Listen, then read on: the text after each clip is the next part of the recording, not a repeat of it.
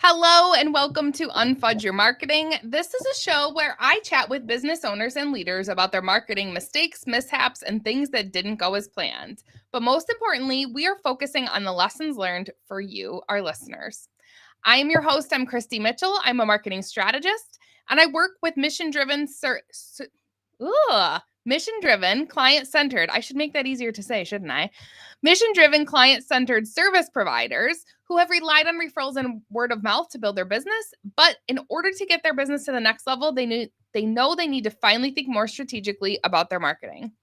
Today, I am so excited to welcome Mara Whitener to the show.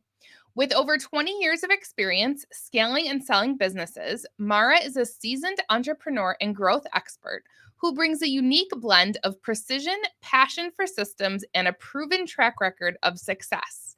Mara's journey from international business degrees to building and selling multiple 6- and 7-figure businesses makes her uniquely equipped to help you pinpoint the missing pieces in your operational puzzle. She's an enthusiastic supporter of systems, SOPs, and metrics, and she finds joy in ensuring your systems and team run seamlessly. As your business operations puzzle master, Mara has crafted fully custom support systems for numerous CEOs that are engineered to bring their unique visions to life. Her goal is to create time and mental space for you, empowering you to take on more clients, save money, and focus on what you love most. Mara understands that growing your business your way is about finding the one right way that uniquely suits you. This is why she and I get along so well. It doesn't have to feel hectic day in and day out, and she's here to fix any hidden problems in your operations. Plus, Mara is not just a business maven. She's also a dedicated kitten foster parent, a winner of 5 congressional awards for community leadership, and an introvert who thrives behind the scenes. With that, I will welcome you to the show. Well, thank you for having me here. I'm so excited. And yes, that is a big part of why we get along so well. It's all about customizing solutions for each unique business. We have a lot of synergy and alignment. So I'm so excited for this conversation today. Yeah. And I like to let our listeners know how I met each of my guests. So Brandon Drake gets a shout out today for connecting us. I think he kind of saw some of these common threads that tie us together. So I was so excited that we got to have a chat and talk about you coming on the show. And now here we are. Exactly. Yes, Brandon, thank you. He's very good about that. He is. He's a great connector. Very great connector. Awesome. So when we talked about you coming on the show, you had mentioned you have kind of a bunch of stories related to your own marketing journey in your business. Yes. And kind of things that unraveled the way things went. And so I ask you, where would you like to start this conversation today? Yeah, there's so many tentacles to that, but we could take 2 hours to go through the whole story. But really, in my work and what I do and help operationally help CEOs kind of make things run smoother and feel easier and simpler. A big part of your operations has to be your team or your support that you have working with you. And so I am always very clear on how you get matched up with the right people and how you can look at and make sure you have the right support that you actually need. Big reason is because I've gone through my own journey to figure it out, not just with marketing, but with other team members, multiple businesses, different roles, different things, lots of lessons learned. But specifically in marketing, years ago, I had to get to the point of handing over marketing. As you're growing your business, you get to a point where you need to hand over marketing. And I found great person. It worked out well. There were some frustrations, but I was so in the midst of, the growth it was a blessing, but it was huge at that point. It consumed all of my time. And so when I sold that business, I was like, hey, come with me to the next business. I've now gotten used to, we have a groove with working together. And that's when things started to go downhill because it wasn't the right support for what I needed for the new business. But I I relied on the relationship I had before without taking into perspective different needs for this business. Mm. And so this was Okay. really when I sold the last business, started doing this work full time. I was doing it on the side before.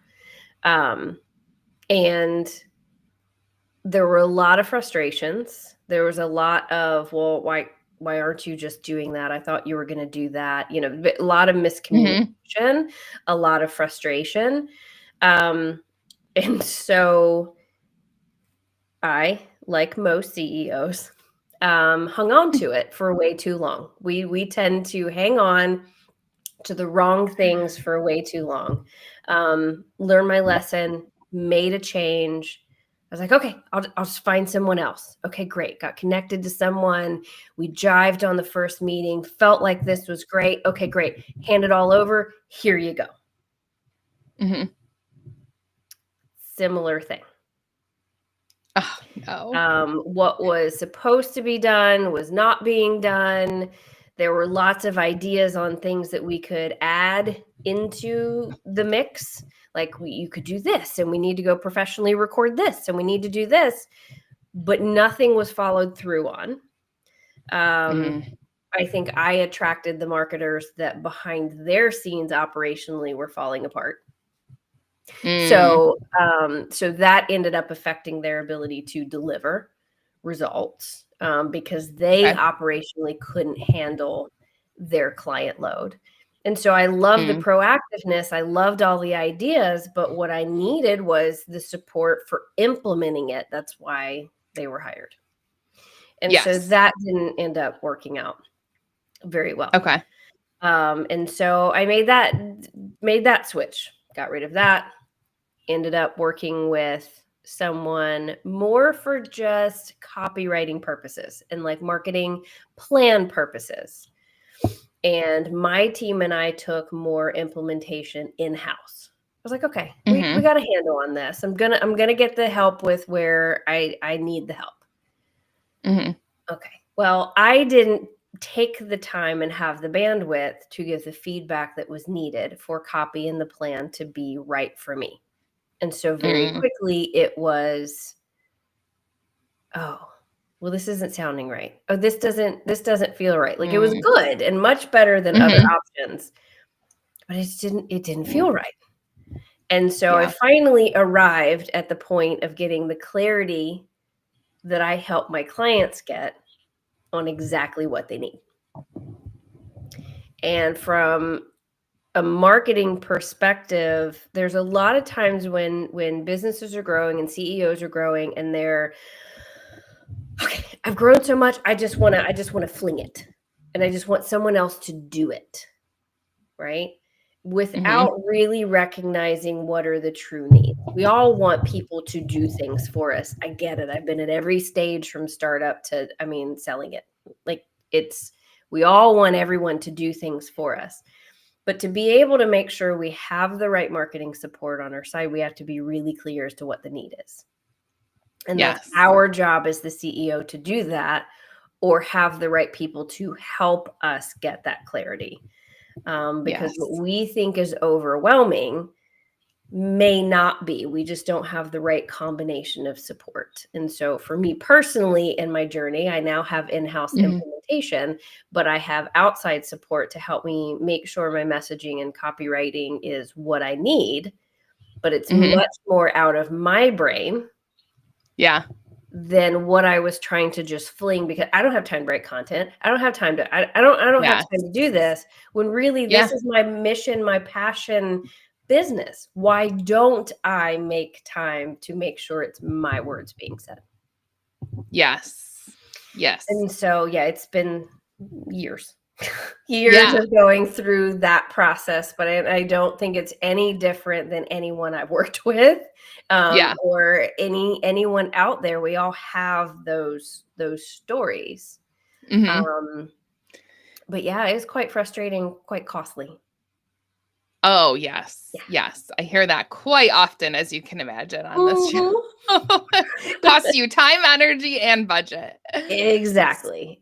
So If we could go back to, because I want to kind of take each of these instances, because I think there's some lessons learned I'm hearing from each one, right? So Yes. that first instance of bringing over an employee from a past company Yes. when you were like, okay, we're going to start this new thing and you're going to do these things for me. So my question to you in that, just to make sure I'm super clear, was that person already doing those things for the other business, or were they doing some other things? And so you thought, oh, well, they could just do them for this business. Yeah. So no, that was my previous business. I had handed over all marketing to this agency. And, here, post, help me develop content, help me promote, different, say it was a retail business that I kind of fell into, story for another day.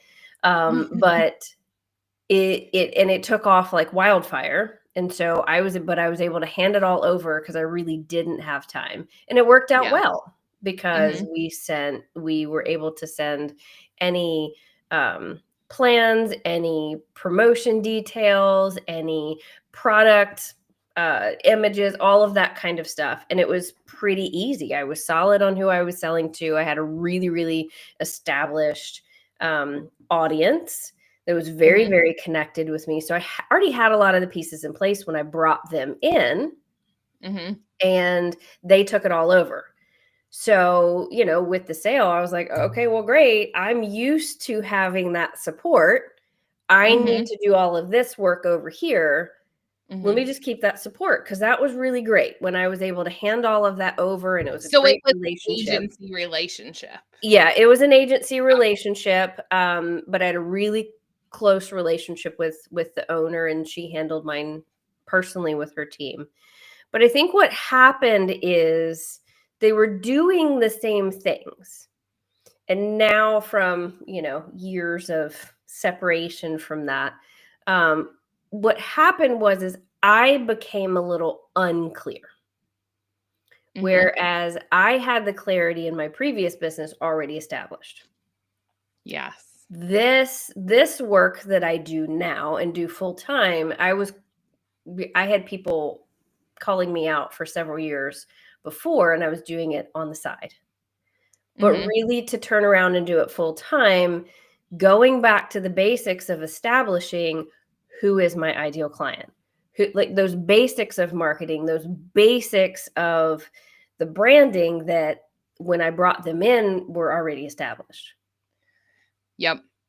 And so what happened was I didn't have all the clarity. I will take full ownership of all of that. And because of the relationship we had, it just didn't work. I didn't have all of that to give them.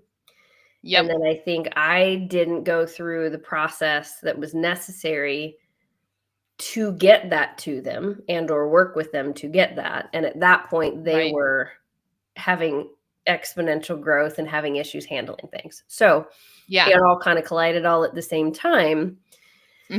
But so it's interesting when you take a relationship from one business to another. There still has to be clarity.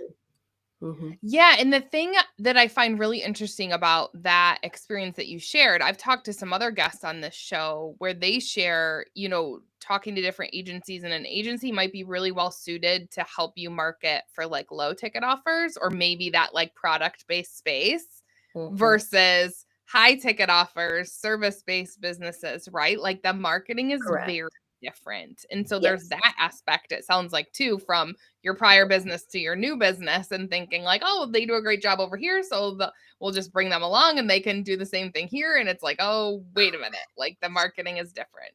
It is. And that's okay for us to not necessarily know. But it's also, I think there's an onus on the agencies to understand where their talents lie. Yes. And what they're well suited for, or letting go when they aren't the right fit. And so I don't always see them taking the ownership of what they know they can do well. Yes. Yeah. I am so glad you brought up this point, because you're not a marketing expert, so it's not beneficial to you to say that. But that is like a big gripe that I have with a lot. I'm not saying all agencies, but a lot of agencies. It's this rinse and repeat model. It's okay, here's what we do. This is our process. We're going to take you through it.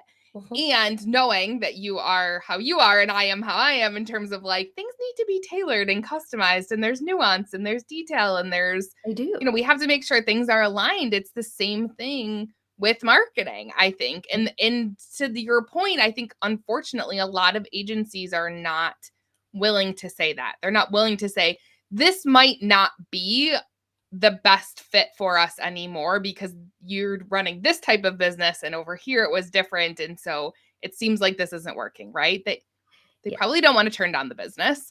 No. It's Yeah. it's I mean, listen, I've been around for a while. I can speak to marketing to a certain depth. Yep. And I am not the expert. It's not Yes. my wheelhouse. It's not my zone of genius. It's also Yeah. not what I'm going to do. But Yeah.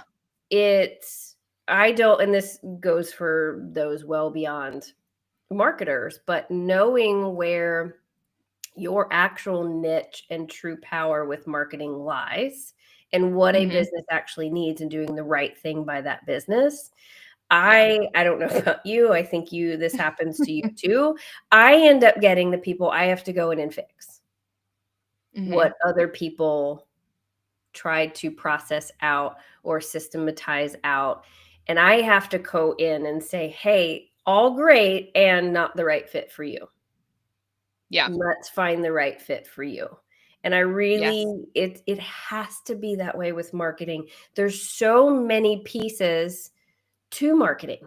Like what do you do first? What do you do now? You got to take all the Yeah. pieces you have in place, take all the things that are working, take all the channels and the methods of Mm-hmm. marketing and what's actually, because you don't need all the things. You only Yeah. need the right things for you. So Yeah. yeah.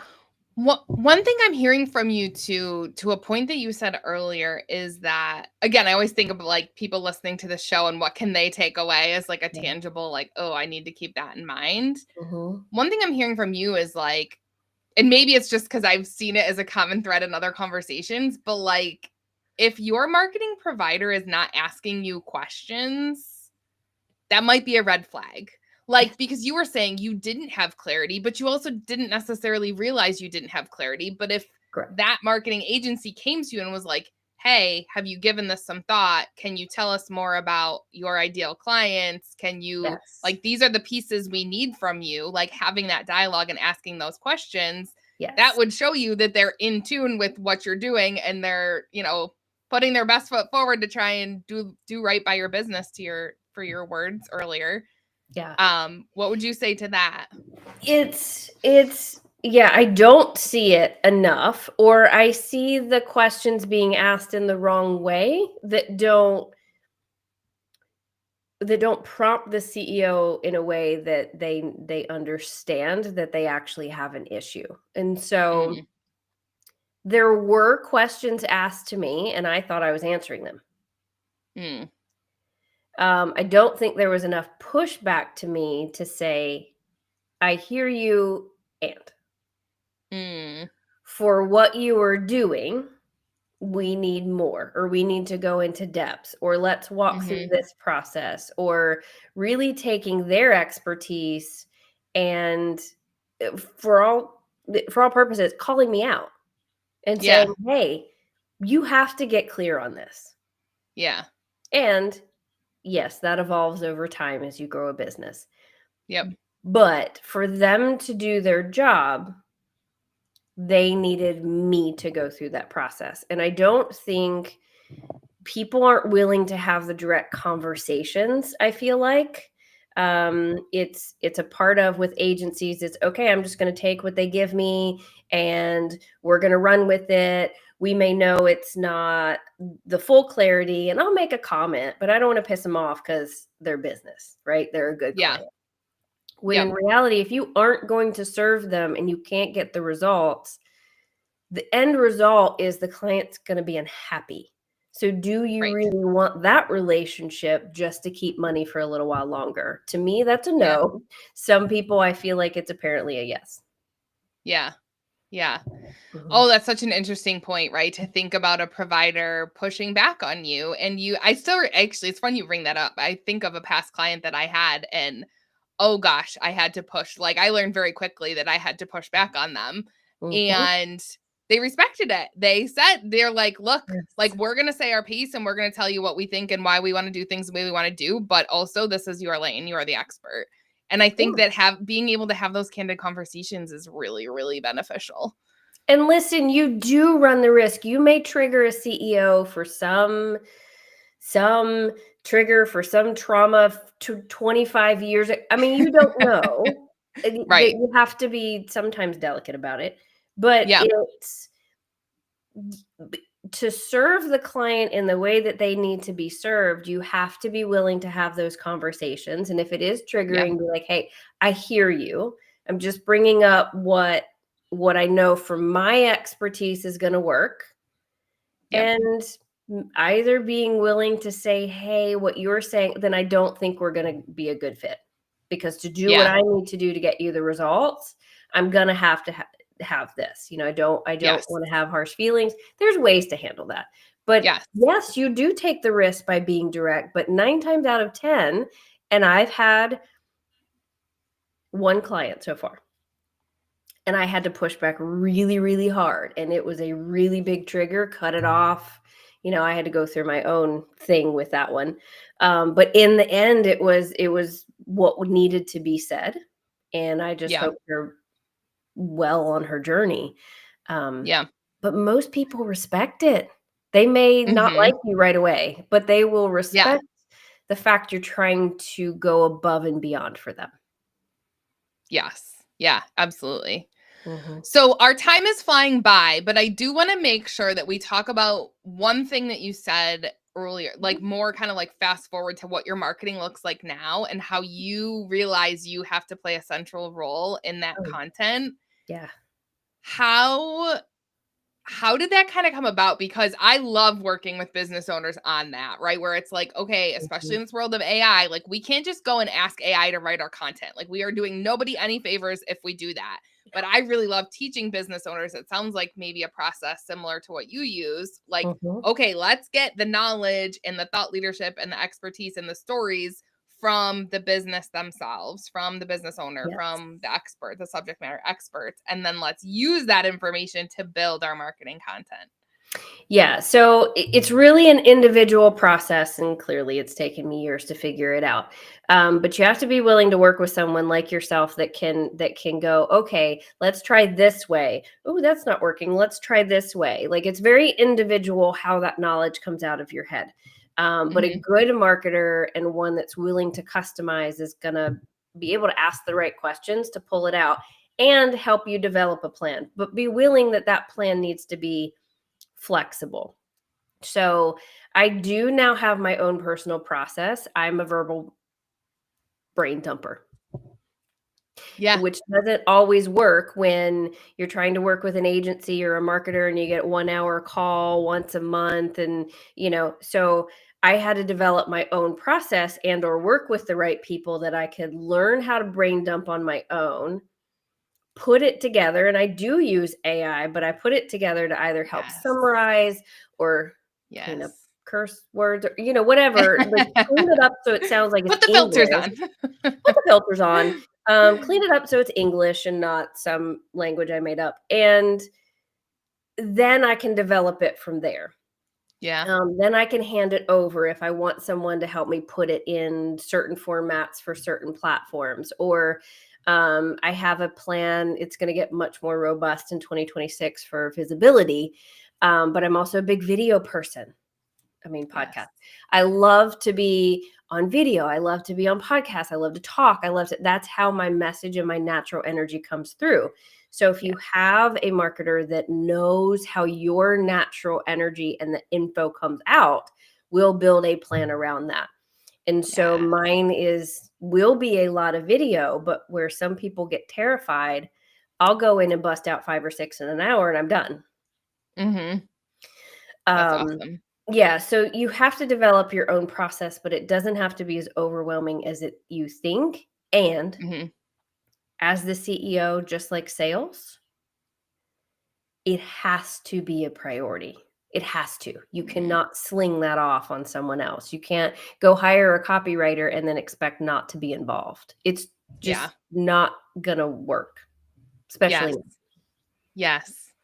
Oh my gosh, I love, love, love this as like our last kind of final lesson to be sharing with the audience, because it's so spot on. Like Mhm. you can't just hand it over. And you said that in your story, right? You were like, okay, I'm so busy. I just want to hand this off. And now I love that we're having this conversation. I'm so glad we met when we did, because you Yes. like came full circle. I mean, Yes. I would have loved to be the one working with you, but like you Right. did it. Like you did what I help my clients do. It's like, okay, like Mhm. we tried to just hand it off, didn't go well, didn't sound like us, wasn't the information we wanted to be sharing. Now we need to take it back in house. And then what you said earlier, you got really smart and really specific on, okay, what are we going to do in house and what do we need to outsource? Yeah. And really teasing that out, which is not an easy process. And we could probably do a whole No. nother episode just on that. Oh yeah, it's definitely a huge conversation, but it's one that and again it applies everywhere, whether it's your marketing, whether it's your support staff, whether it's other people you need to lean on. It's really a process to figure out the right way, and it's an area for growth as a CEO. You either are a CEO to lead, CEO to be in the doing, and you're going to get stuck in the doing, and it's everything is going to feel overwhelming at that point. But it's learning where you as the CEO need to spend your time to drive momentum forward in your business. And I guarantee you there's plenty of time. I mean, I'm traveling for the rest of the fall. I'm gone essentially the entire month of November on vacation. I take the entire month of December off, I love it. and I don't have a problem fitting in content Yeah. because it's where and I don't even have an assistant, people, right now. So it's absolutely possible. Yeah. Well, and I think that that segues very nicely into you and the work that you do. Mhm, So, what how can people learn more about you, right? It sounds like you brought a lot of your system stuff to your marketing, which has just mhm, benefited you in huge ways. mhm. So how can people learn more about you and the work that you do? Yeah, great plate. Connect with me on LinkedIn, and connect with me and send me a message and say, "Hey, I saw you here. I just want to get to know you." Great. Love to get to know people, and it's not in a salesy way. Let's just have a conversation so I can learn how many dogs and cats you have. Like I'm curious about that. But I drop a lot over on LinkedIn. So that's going to be a great place to connect with me. You can also check out my website, whitenerpros.com. But really, I just support people in how you operate, which sounds like a foreign term. This operations, I'm too small to have operations. If you have a business, you have operations. Yep. It's essentially helping you make how you do what you do easier and simpler, Mhm. making sure you have the right resources and team on your side, making sure you figured out the right processes and the ways to go about it and the systems that match and all the stuff that I guarantee you don't want to think about, I geek out on. So that you have more time to spend on your marketing content Correct. and take a month off from work. Exactly. Like I don't Mondays are admin days. I don't work on Fridays. People are it's this schedule that people are like, "Oh, I'm not there yet. I can't accomplish it." Yeah, you can. Yeah, Yeah, you you can. can. I promise you, you can. It just usually most of us go through trial and error to figure it out. You don't have to always go through that process to Yes. figure it out. Just like the marketing trial and error that you went through, right? And now here you Exactly. are. Exactly. So, Awesome. Full yeah. circle. Yeah. Awesome. Well, thank you so much, Mara, for coming on the show. I appreciate you taking the time and sharing your stories and your lessons learned. Yeah, well, thank you for having me. I appreciate it. It's been fabulous. Us. It has been. All right. Awesome. Well, until next time, everybody.